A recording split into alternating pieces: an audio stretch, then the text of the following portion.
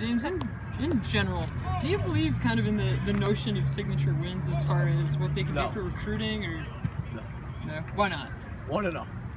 Want to know. Every win, every week is important. Every win is important.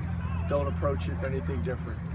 Fans, media, they talk about those things. We don't. How important is it you know these guys? This is your third game against them in 4 years, staff versus staff.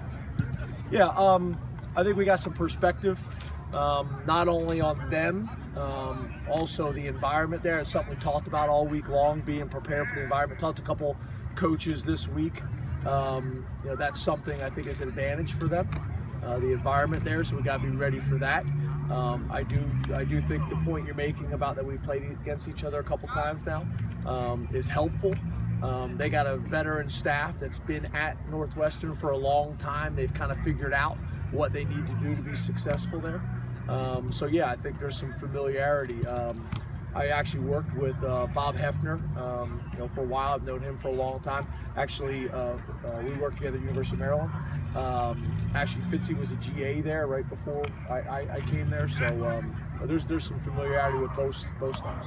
Has it been helpful having Trace and Tommy run some of those zone read plays and kind of picking up the pace instead of the scout team? Yeah, I think so. I think whenever you can, replicate the speed in practice and not hold a card up and allow those guys to call our plays in our system, same plays that they're going to see, on Saturday or we've seen in past weeks.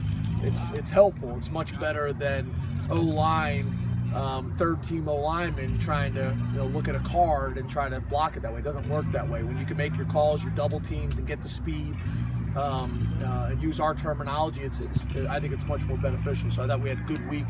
We had a good day yesterday doing that. How much did Trace do that? I'm sorry, how much did Trace do that? And was that the first time this year that he has done that for you? For our defense? Yeah. Yeah, this week. We're going to do it the week before, but like I think I mentioned to you guys, we're going to do it the week before, but then it didn't make sense. It made sense for our program long term, but it really didn't make sense against Illinois based on their quarterback, so we bumped it for a week. But we'll do that from here on out.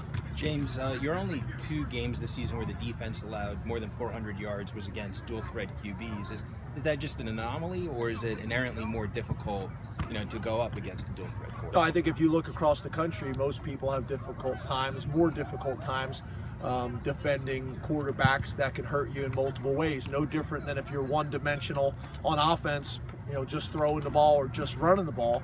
It makes it easy to defend. If you are multiple on offense and you can run the ball and throw the ball, it makes it difficult to defend. And then if you have a quarterback that can do both, it can be frustrating. You drop back, you're in great coverage, you got everybody covered, you don't box the quarterback up correctly, cage him, and then all of a sudden he breaks off. So it's a challenge, I think, for a lot of people, including us. Sorry, Coach, to clarify, the decision to not utilize Trace and Tommy in that manner in preparing for Ohio State and Maryland was because Illinois was kind of right in the middle before Northwestern, or can you? No, it just came down.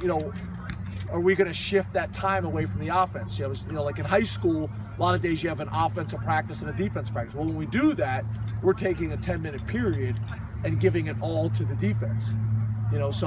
Basically, you're going to take 10 minutes away from your offense to give to your defense, and we just didn't feel like that was the right time to do that. You'd wanted to get Trace in a game all along, and Saturday you kind of got an extended look at him. When you had a chance to go back and watch the film, were there any certain takeaways you had from that, or things? Well, one of the things I thought was helpful is when we wanted to make that change, I told the offense that I wanted to keep as many of the starting offensive players in that we possibly could, to give Trace an opportunity to work with those guys. We made some changes, but to put him in there with the whole 2 unit, I didn't think was a great way to evaluate him. So I thought that was helpful. I thought he did some good things. He obviously was able to make some plays with his feet. We were also trying to kind of run the clock out as well, so it's not like we're going to be throwing the ball all over the place. But I did think it was valuable getting him in there at that point with those types of players around him.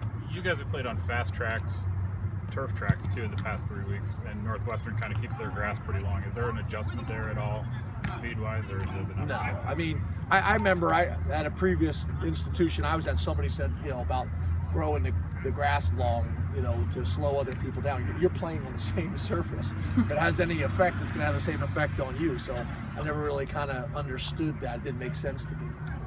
Maybe someone can explain it to me. I don't understand how it's going to slow one team down more than the other.